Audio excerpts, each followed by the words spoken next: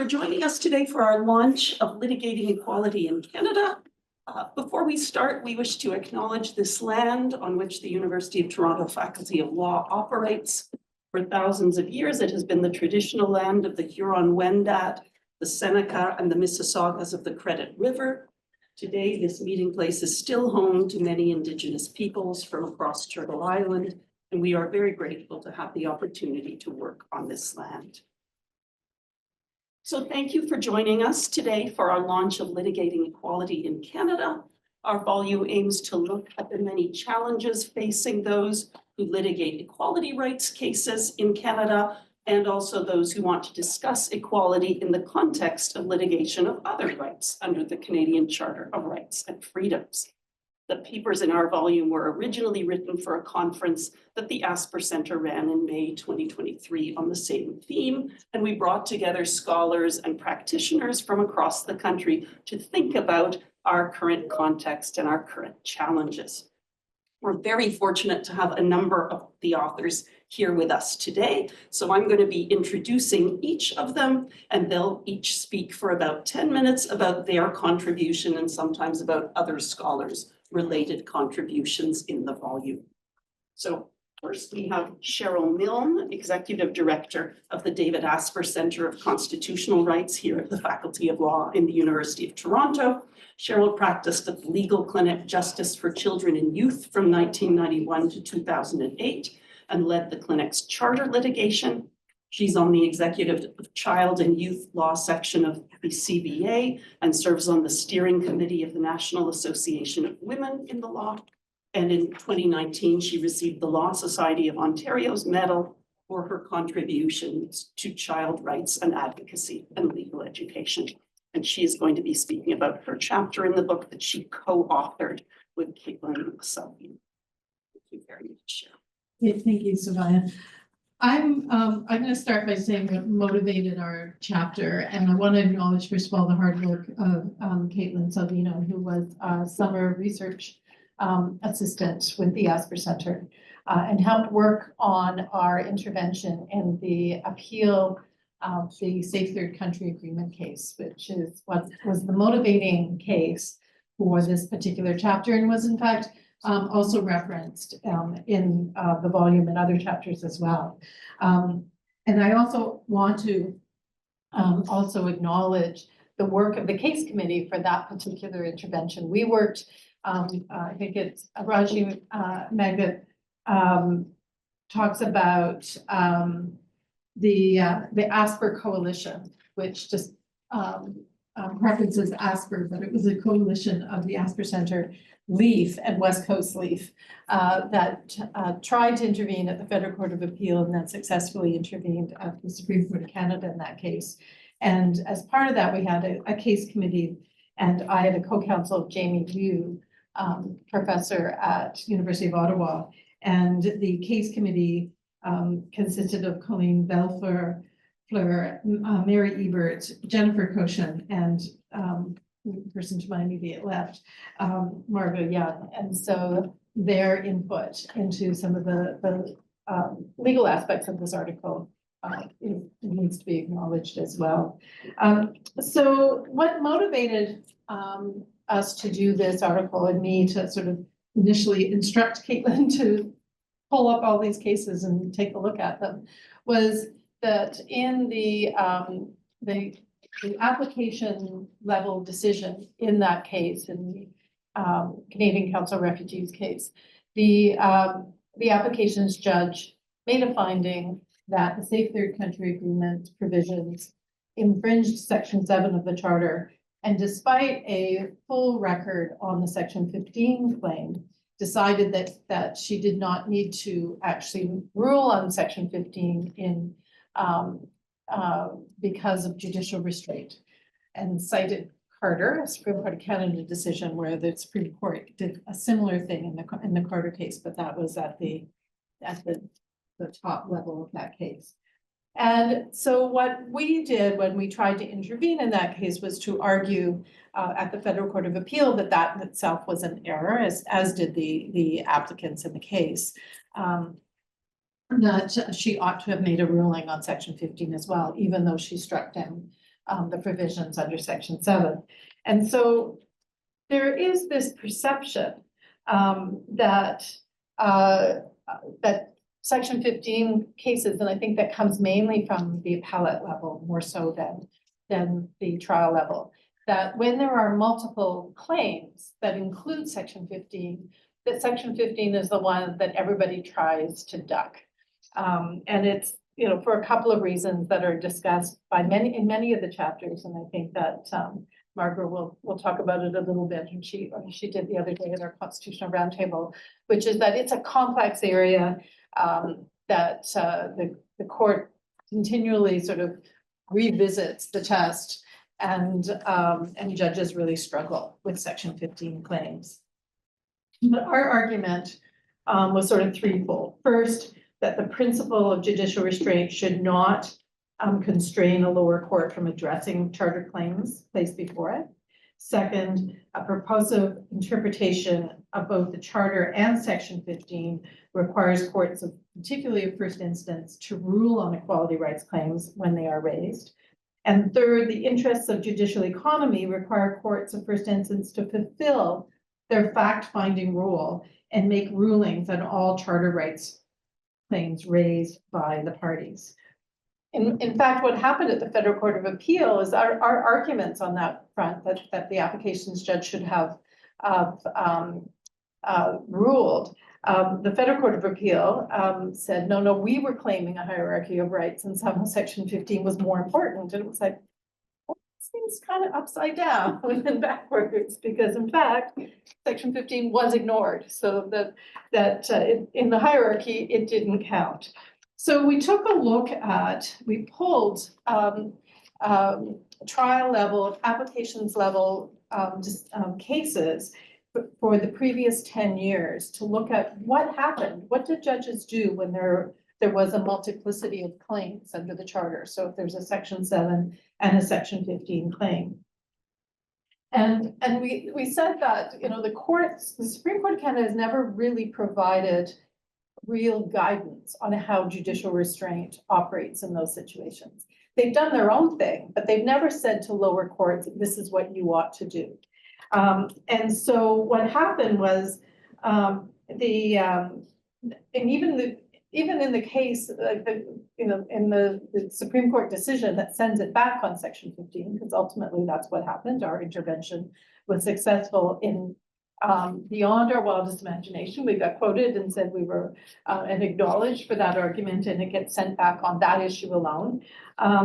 They never really clearly set out the policy. They sort of acknowledged that maybe what they did, the judicial restraint is fine. But they did say that this court should exercise judicial restraint in the absence of full submissions. And this is in a previous case called KJM. It's the only time the Supreme Court has ever talked about it, that the court should exercise judicial restraint. And in the absence of full submissions and a factual context in which to properly analyze the issue, should not address it here. So it's only when there isn't that full context should they not make those rulings. So so anyway, we sort of looked at, the chapter discusses, what have the court said about judicial restraint in this area, and then we did an analysis of those cases over the 10 years. And what did we find? Well, we found that that in the trial level courts, in approximately 82% of the cases, the judges ruled on all grounds raised. So that was actually better than we expected. In 9% of the cases, they didn't go to the charter. They made the decision based on other grounds. And that is the kind of judicial restraint that we said you'll see in Peter Hogg's book when he talks about judicial restraint. He talks about the court not overstepping its bounds by not going to the charter when in fact other grounds will decide the case. So that's primarily legislative interpretation that seems to apply there. And that seems to be, sort of telling the court, don't don't step into the legislature's role by striking down legislation when you can actually just uphold it based on interpretation. And then we found that in about 9% of the cases, only one charter ground was dealt with. So not a huge amount of cases where this was done, although I still would maintain that it's an error. That if there is a full record in particular, that the findings need to be made. But the reasoning in those cases really varied, so that 9% of cases. So sometimes they provided no reasoning on why they only made one charter finding. Another time there was one case in which they only ruled on section 15 and ignored section 7. And stated, for the purpose of this judgment, it will be sufficient to analyze the plaintiff's claims that their rights to equality and to dignity are infringed. Those rights underpin all of the charter rights that are claimed, and said that was enough, which is, you know, unusual. Like that's not usually the way things go. Certainly not the appellate courts. And then finally, in another case, it was the court only ruled on a section 12 claim and expressed hesitancy over their role as guardians of the Constitution and the individual rights under it, declining to rule on section 15 because of their limited authority to pass judgment upon the constitutionality of legislation, which we would argue, and we argue in the article, is an abdication of their role. So the general results were that at the first level, the courts were actually dealing with all of the claims, except in about 20% of cases, and half of those would have been on non-charter grounds. But the variation was more seen at the Supreme Court of Canada, and there it really flips. And at about 65% of the cases, they only rule on one charter ground. And we would also argue that that is problematic, because particularly if you view sort of dialogic theory as relevant, it's not giving legislatures very much information about the harms, can impact the remedies. It, in fact, reinforces this notion of a hierarchy of rights. And in fact, and this is what is alluded to in Kazer's decision in the Safe Third Country Agreement case, is that it in fact can increase costs, because you are relegating claimants in particular to taking a piecemeal approach. So exactly what happened in the Safe Third Country Agreement case is part of the problem, and you're seeing it now in the aftermath of Bedford.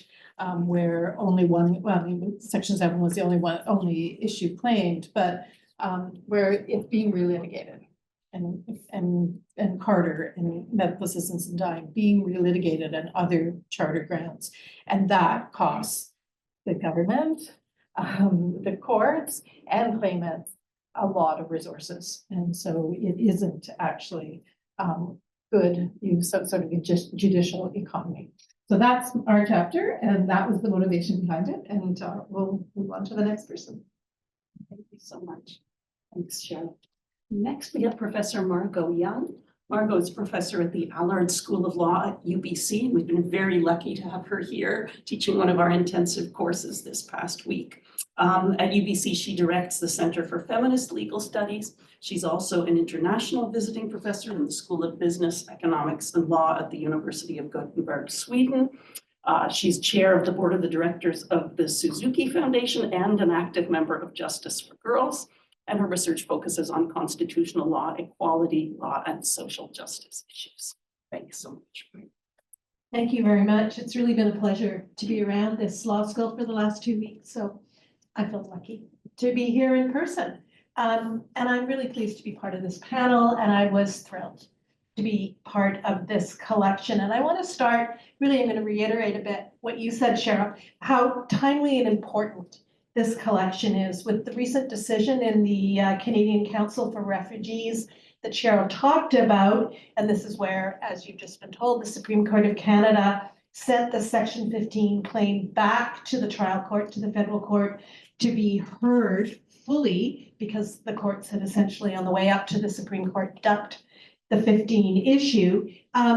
In doing that, and again, Cheryl, you've mentioned this, we're going to reiterate it because I think it's a real accomplishment of the Asper Centre. The court relied on the submissions of the Asper Centre coalition, I'm going to call it that, to recognize, and here I'm quoting from the court's decision, a judicial pattern of neglect with respect to section 15 in terms of challenges that claim a number of other charter rights as well. And then the court went on to say, and I'm quoting, one can well understand the concern. Claims based on section 15, which is the equality rights in our charter, these claims are not secondary issues only to be reached after all other issues are considered. The charter should not be treated as if it establishes a hierarchy of rights in which section 15 occupies a lower tier.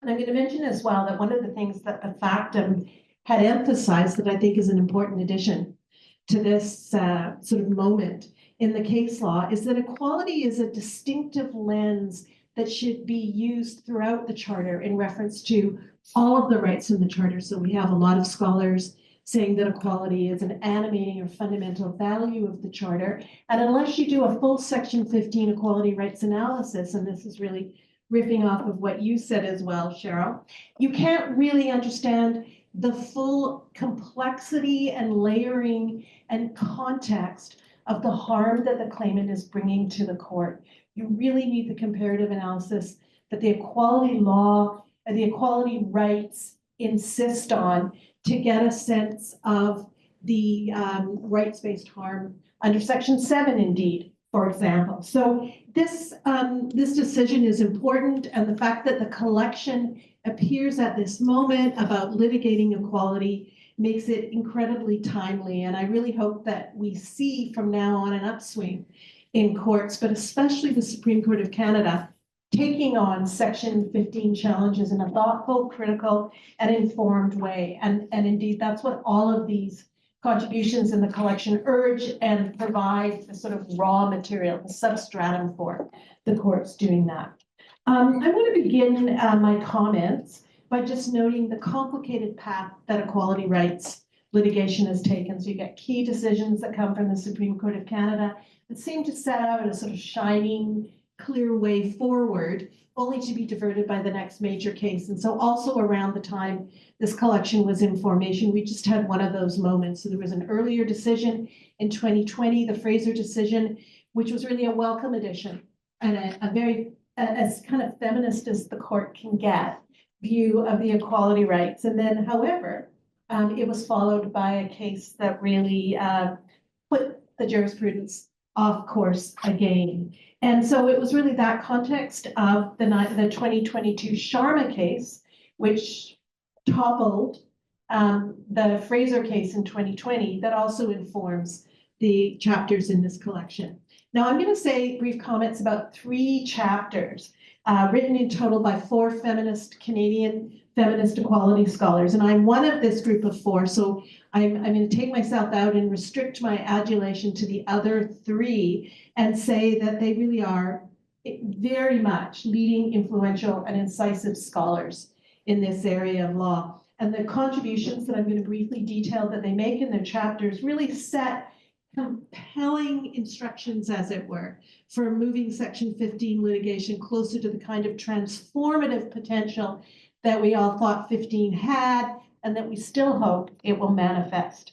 So let me begin then by talking about the chapter by Jennifer Cochan and Jeanette Watson Hamilton. Their piece is called Clarifications or Wholesale Revisions, the last 5 years of equality jurisprudence at the Supreme Court of Canada. They start off by noting the serious friction on substantive equality as an animating norm that characterizes cases up to and including the Sharma decision in 2022. And these authors argue clearly there are profoundly ideological disagreements that characterize this equality jurisprudence. And they focus specifically on the majority decision in Sharma that actually overturns the equality claimants argument and talk about how actually it imperils both direct and indirect equality discrimination claims. And really their chapter is a superb overview of case law from 2018 to 2022. They chronicle important doctrinal turns and weavings, as it were, and note how recent case law in Sharma really has set back Section 15's promise. And they offer, I think, importantly as well, advice for future litigants about how to mitigate the harm that the majority decision in Sharma threatens to do. And I've just pulled out a quote from their article that I'm going to read. And the quote is, "The conservative ideology that ignores the intended purpose of Section 15 must be called out, as well as the judicial activism seen in the purported clarifications to equality doctrine requiring relitigation of previous gains." And so you're going to see when I talk about my chapter that our pieces fit quite well together in terms of having to fight the same battles, as it were, over and over. Now, the second chapter I'm going to talk about is Carrie Frock's contribution, and it's called "Are You Serious? Litigating Section 28 to Defeat the Notwithstanding Clause." And of course, the notwithstanding clause is, as you know, a preoccupation of much current politics. Now, Carrie begins by riffing on the HBO series Succession and saying that Section 28 of the Charter is treated the way the kids of the patriarch in the TV show Succession are. They're just not taken seriously. And she says, we don't take Section 28 seriously, but in fact, it could be very important and could stand in the way, as it were, of invocation of the override provision in Section 33 to insulate laws that dramatically violate women's rights. And so Carrie relies on a feminist originalism, which is a new kind of tactic. And she writes convincingly about the text and the history of Section 28 to argue that litigators must, and here's her quote, regroup to confront courts with the fact that their notion of seriousness has some very gendered baggage indeed. And for those of you who know the Succession TV series, you know, the patriarch, since his kids aren't serious, actually ends up doing the only one who really has competency, which is the woman, the daughter. Okay. So my piece in this collection is a cataloging of concepts that derail substantive equality analysis at key moments in Section 15 jurisprudence. And my piece is called "Zombie Concepts, Contagion in Canadian Equality Law." And I want to argue, or I do argue, the equality claim in Sharma, that latest 2022 case, goes down in a judgment that is thick with the markers of formal equality. And most offensively, this turnabout away from substantive equality takes place in a case where the equality harm that the claimant, who is an Indigenous woman, the equality harm she faces could not be starker. It's a toxic mix of racism, sexism, and settler colonialism. So my chapter focuses on resurgent concepts in the Sharma majority decision, the decision where this claim is defeated. And these are concepts that are essentially destructive of substantive equality. And I talk about three concerns: causation, negative rights, and arbitrariness, and say that they stalk equality law and use the device of the zombie metaphor to map their haunting of charter equality jurisprudence. They are the undead, as it were, of equality doctrine, and they assure, as they lumber through these cases, that that there is sabotage of any effective notion of transformative equality. And in conclusion, I dropped the metaphor. I want to move beyond zombies to think about what really lies behind their constant reappearance, their, crawling, the emergence from the dead to become the half-dead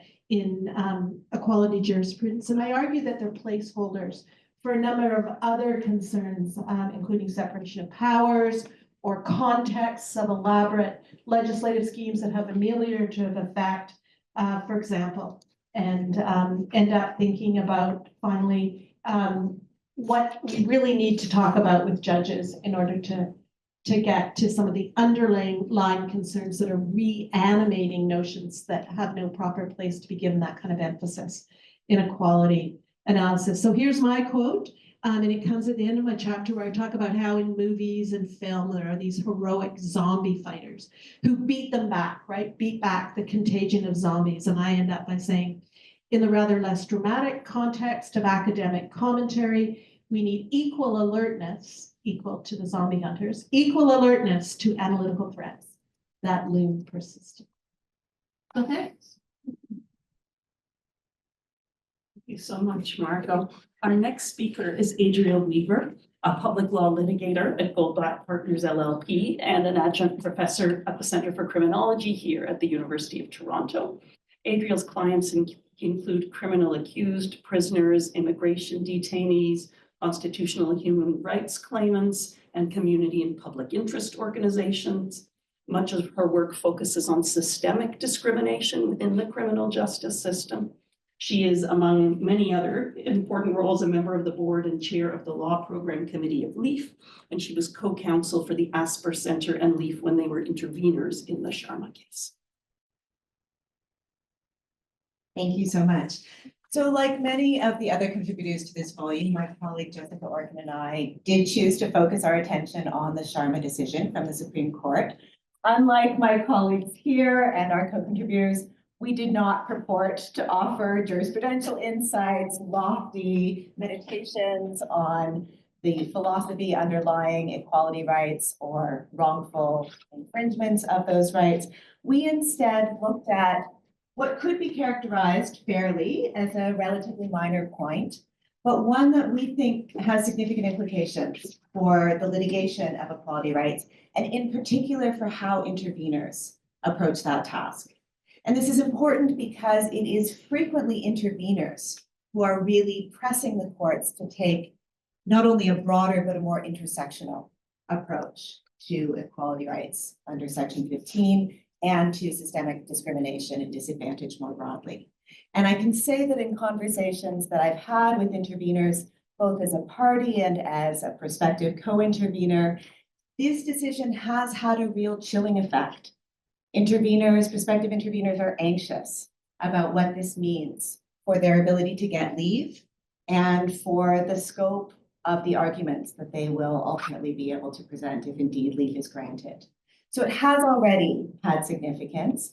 And part of our motivation for writing this chapter was to try to equip interveners with some ways to think about and hopefully respond to some of what would otherwise appear to be much more restricted views of what is permissible. So as you know, Sharma reached the Supreme Court on a Crown appeal. The Ontario Court of Appeal actually found that Ms. Sharma had made out her claim that the provisions of the criminal code at issue, which limited the availability of conditional sentences, did in fact create a distinction based on race, or more precisely indigeneity, because they deprived Indigenous accused of the benefit of a significant remedial tool in the GLADU framework, and that this deprivation perpetuated the disadvantage that she faced.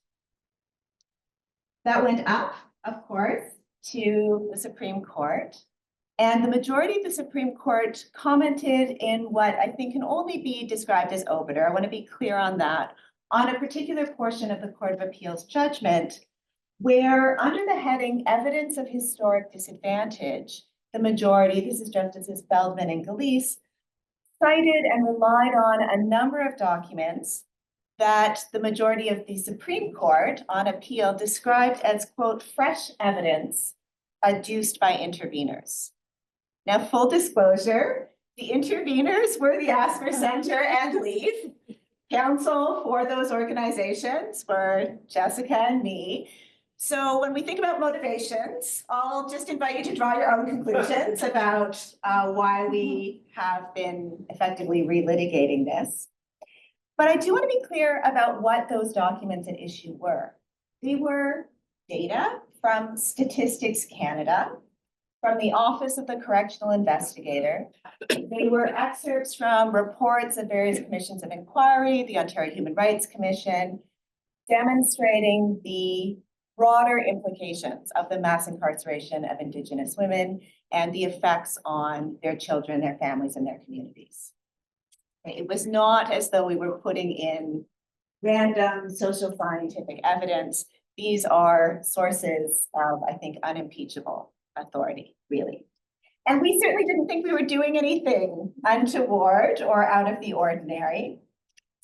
We were somewhat shocked I'll admit it, to see the majority of the Supreme Court express, quote, serious concern with interveners supplementing the record at the appellate level, which they said undermines the trial process and is not how our system of justice, including constitutional adjudication, is designed to work.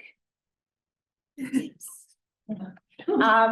fairness, we were not undefended. I don't just mean the two of us. It certainly wasn't personal, but the contribution of interveners and the reliance on this kind of data was not undefended. The dissenting judges responded to these observations by the majority, saying that they were diminishing the role of interveners and critiquing their use of social science and other legislative fact evidence that this court has regularly relied on. And indeed, the minority, the dissenting judges themselves went on to cite similar social science and legislative fact evidence that was equally not in the record, that they went and searched out themselves, and that they were entitled to identify and rely on pursuant to the doctrine of judicial notice. You all are aware of this, I'm sure, but just for clarity and simply put, judicial notice is the acceptance by the court of a fact without the requirement of proof. And it is an exception to the general rule that cases should be decided on the evidence presented by the parties. And since the advent of the Charter, the Supreme Court has accepted and endorsed a distinction between adjudicative facts and legislative or social scientific facts. It has held that a much more stringent standard of admissibility is to be applied to adjudicative facts, but that a much more relaxed approach can be taken, where the facts that are sought to be adduced through or sought to be taken judicial notice of are in the nature of legislative or social framework. And judicial notice of those kinds of facts, legislative and social framework facts, has played an incredibly significant role in the litigation, not only in constitutional equality rights, but in the litigation of claims of systemic discrimination and disadvantage in various aspects of the law. That's because, as courts themselves have recognized, disadvantage and discrimination are frequently, if not by their very nature, elusive of proof. They just don't fit very well with those ordinary evidentiary standards. And so the Supreme Court has repeatedly recognized that judicial notice is entirely appropriate when it is dealing with these sorts of claims, claims of systemic disadvantage and discrimination. In law in Canada, Justice Iacobucci for the court observed that a court may often, where appropriate, determine on the basis of judicial notice and logical reasoning alone whether the impugned legislation infringes Section 15(1). In other words, judicial notice, logic, that's all that may be required, depending on the circumstances, for the claimant to make out their claim. In 2020, in the Fraser case that my colleague referred to earlier, the court again affirmed that evidence about the physical, social, cultural, or other barriers which provide, quote, the full context of the claimant group situation may come from the claimant, from expert witnesses, or through judicial notice. So it may be adduced through ordinary processes of evidence and proof.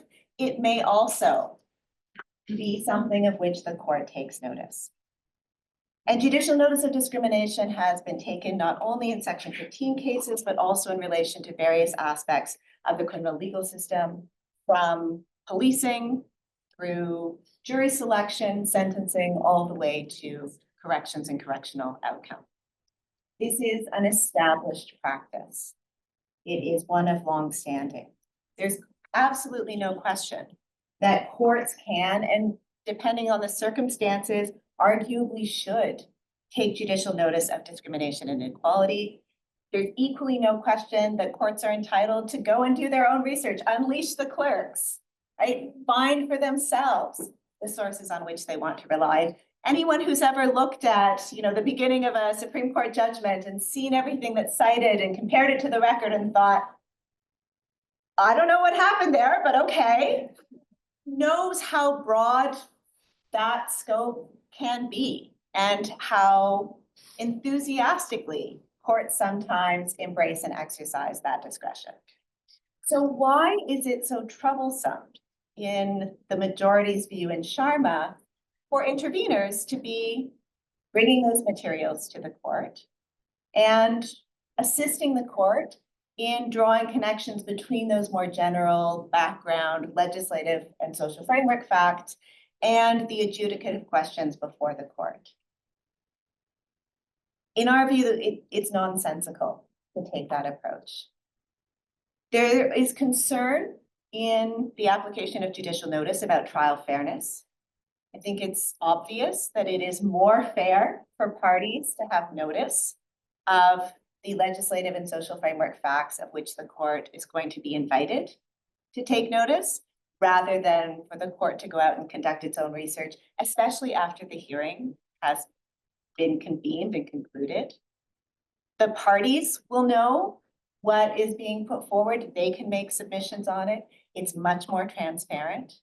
It's also grounded, of course, in the advocacy and often the experience of equality deserving groups that are represented by organizations who have a mandate not only to make submissions on the law, but to represent those constituencies and to participate in these processes. So there are lots of reasons to prefer this kind of documentation, this kind of information to come in front of the court through intervener submissions than through the work of the court itself. So what then should we make of the majority's decision? You know, this sort of condemnation of this practice of interveners putting to the court things that are not in the record. To be clear, by putting them in their books of authorities as secondary sources, not filing them, not purporting to adduce them as evidence. We grappled with this a great deal. We've continued to have these conversations with other prospective interveners, as I've described, about how we might approach this. And in our view, the more plausible reading of the majority's decision in Sharma is that the critique of what happened in the Ontario Court of Appeal is less about those materials being put forward than it is about the use that was made of them. And so it's not so much that interveners invited reliance, it's that the court relied on them not just at the first stage, in terms of the background disadvantage, but also in terms of making out the causal connection between the imputed provision and the claim that was being advanced. In other words, that the court took legislative and social framework facts and used them as adjudicative facts. The alternative approach, which would be to take seriously that this really is about the conduct of interventions, would require that we accept that the majority is effectively seeking to set aside this very long-standing, extremely established practice that has, in our view, served the court extremely well and continues to play a very important role in the development, not only of Section 15, but the court's approach to equality, disadvantage, and discrimination in various aspects of the law. Thank you so much, Adria. Our next speaker is Anthony Sangiuliano. Anthony is currently a Banting postdoctoral fellow here at the University of Toronto and co-organizer of the Tort Law and Social Equality Project. He is headed very soon to Warwick University to take up an associate professorship in law. He works on anti-discrimination law, discrimination theory, and social justice within tort law.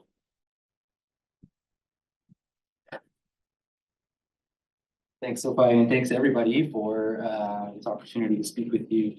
My contribution began as a case comment on the dissenting opinion of Justice Miller in the Sharma case at the Court of Appeal, at the Ontario Court of Appeal, which I think was a choice of focus that might have ruffled some feathers amongst those who were involved at the beginning, but I think understandably.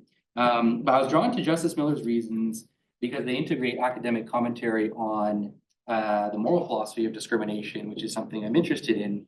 And I thought they'd provide some insight into the Supreme Court's majority judgment, which the majority agrees with Justice Miller and Sharma. So they did provide that insight, I think, but it turned out that examining Miller's views offered an occasion to reflect a bit more broadly on the current state of Section 15 charter litigation, the opposing camps that jurists seem to be dividing into on how to interpret Section 15, and hopefully a principled justification for choosing between these two camps. And, looking back on it, it might have been that I have a bit of a bugaboo with the Supreme Court or any courts engaging in academic commentary in a way. The dissenting judges in the Fraser case kind of block quoted an article that I wrote on the nature of substantive equality. And in that block quote, the claim was that the concept of substantive equality has so far been not clarified in a sort of deep, intellectually rigorous way by the Supreme Court. And I don't think I would be even the first person to have said that when I wrote the article in 2015. I go on in that article to give a very detailed conception of what substantive equality means or should mean. That longer aspect of the article didn't take hold. So it's possible that I was just interested in how courts tend to use academic commentary. Why I was drawn to Miller's reasons. So in the paper, I distinguish between two different views on Section 15, which I call generous view, the generous view and the demanding view. And I call them this way to capture the perspective of the Section 15 claimant. So generous or demanding for the claimant. The generous view holds that claimants should have as few burdens as possible when proving a Section 15 violation. Any considerations about justifying a violation properly belong to the government's burden under Section 1. The demanding view, by contrast, holds that claimants should have heavier burdens under the Section 15 test. The Sharma majority, for those of you who are familiar with it, held that claimants should have to prove that a law causes their disadvantage. And if you take the kind of ratio from the case, that's how the claimants lost. They weren't able to prove causation. And so that was one of the heavier burdens that was proposed. But it seemed like persuasive obiter, the majority went on and said that claimants also have to have the burden of proving that a law is discriminatory, having regard to the law's context and policy justifications, which are ordinarily thought to belong under Section 1 of the Charter. So I think that it's the clash between these types of views, generous and demanding views, that basically has shaped the discourse over Section 15 doctrine ever since Andrews. Hogg, I think, had a generous view. Justice McLaughlin for the Court of Appeal, as she had to them, had a more demanding view, and the court landed somewhere in the middle. We don't really know. But it's gone back and forth over the years. And I think ever since the Cap judgment, you start to see a bit of a move towards a more generous view, the removal of the need to prove human dignity in comparator groups, and so on as part of the claimant's burden.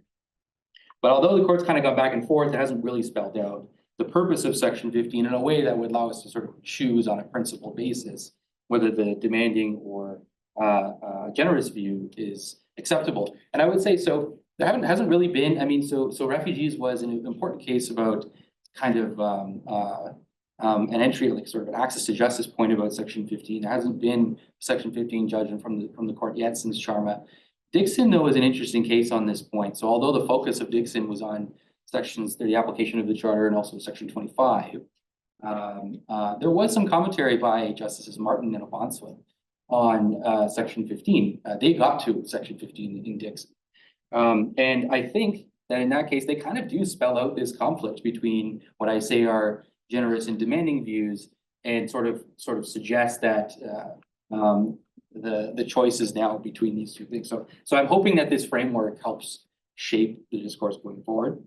But in the paper, I try to show that it's worthwhile to study Justice Miller's reasons, since I think it offers a theory that at least he thinks provides a principled justification for choosing the demanding view. But it's not that in Miller's reasons that I think is worth our attention, that upshot. I think it's the form of his approach, which can help us move beyond this to and fro between the two views. So I think it's helpful for litigants to study and emulate it if they want to advocate for a generous view, Section 15 too, engaging with it on its own terms. I should say Section 15 as well, not Section 15. Engaging with it on its own terms, tracing the steps that Miller takes, and figuring out which are missteps, I think is helpful for developing a principled theory of Section 15 that leads to positive outcomes for claimants. So briefly, I say in the paper that Justice Miller believes that the purpose of Section 15 of the Charter is to attribute some kind of fault to the government for committing the wrong of discrimination. He says that direct discrimination involves an intent fault standard, whereas the sort of indirect discrimination that was at issue in Sharma involves negligence as a fault standard, a kind of negligence. What he denies is that the state can be held accountable for breaching Section 15 on a non-fault or faultless standard of strict liability. So, for example, it can't just be held accountable, according to Justice Miller, just for enacting a law that has a disparate impact on members of socially marginalized groups, such as Indigenous offenders in Sharma. Rather, that impact has to be disproportionate to some common good that the government aims to pursue when enacting the law. Only if it is, will the state have committed the moral wrong of negligence. It will have failed, according to Justice Miller, it will have failed to treat members of the marginalized group with equal concern and respect by allowing them to be harmed as a side effect of pursuing an insufficiently important social goal. But you can see that this fault-based account of Section 15 entails that when proving a violation, the Section 15 claimant has to show that the impugned law is in some sense unjustified. So we end up with the demanding view of Section 15. If you don't agree with Justice Miller, I suspect many in the room don't, you can reject the crucial premise that he relies on in developing what I say is his theory that leads to the demanding view. This is the premise that Section 15 is meant to attribute some kind of moral fault to the state. I think if you reject that premise, you might instead treat Section 15 as an instrument for preventing harm to members of marginalized groups, regardless of whether the state is at fault for causing that harm. So in other words, breach of Section 15 might involve exactly that type of strict liability by the state that Justice Miller was really anxious to avoid. And so Section 15 can be seen as a tool for showing that because the state has enacted a law with a disparate impact, it should have the burden under Section 1 to justify that impact in light of a pressing and substantial objective. So as I say in the paper, Section 15 might best be viewed as a transformative tool. I think this was a word that Margot used, a transformative tool, designed to get the state to justify prevailing norms and practices that harm marginalized groups or else reform them. The best way to function as a good transformative tool is for Section 15 to be interpreted generously towards claimants. And I suggest in the paper that certain remarks that Justice Karakatsanis makes in her dissent, Supreme Court dissent in Sharma, can be leveraged to support this theory, the generous view of Section 15. So she says that Section 15's constitutional directive is to continually scrutinize the existing order of things to see how Canadian law shapes up. To the extent the state's laws or acts are unjustified, equality may well unsettle the status quo, right? But I leave it to the reader and to the audience, others to pursue that argument. My own suggestion in the paper is just that it's helpful to see this path when we're trying to see this path not taken just by reading and critiquing Justice Miller's reasons.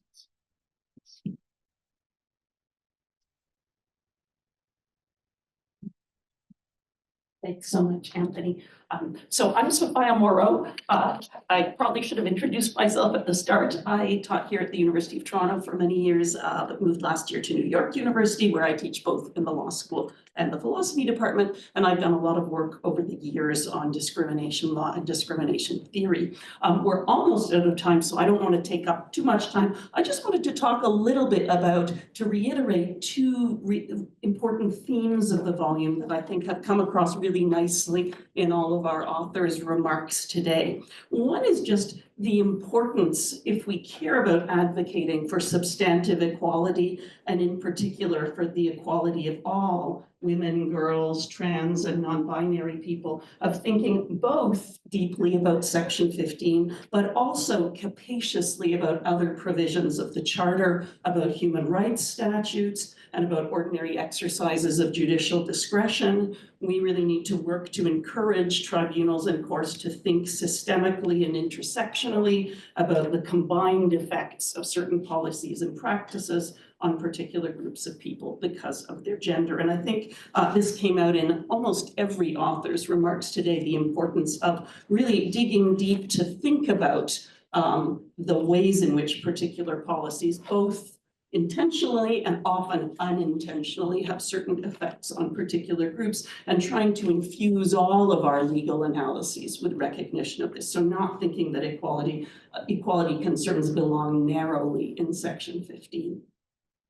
Another recurring theme of the volume, which I'm especially grateful to my co-editor, Cheryl Milne, for making possible, is just this wonderful union of detailed and deep theoretical analyses of equality and discrimination with equally deep understandings of the practical challenges of litigation. And that's really what this volume was trying to do, was trying to bring together practitioners and scholars and argue that we really need to marry these two ways of thinking about equality that can sometimes be thought of as separate. There are various groups of philosophers that I know who think in highly abstract terms about what equality involves and what its value is. And I'm sure there are some practitioners that just look at details in terms of on the ground litigation. But this volume tries to bring together people who believe that those two things need to work together, who try and inform their legal practice with a deep theoretical understanding of equality, and who in turn try and think about how the jurisprudence ought to evolve theoretically by being aware of the kinds of challenges that litigators face and that we face when actually developing legal doctrine. And I feel we really owe this kind of vision that combines theory and practice to Cheryl for bringing all of us together to make this volume possible. So thank you again to all of our contributors. Thank you to Cheryl, and thank you so much to all of you for joining us for the launch today.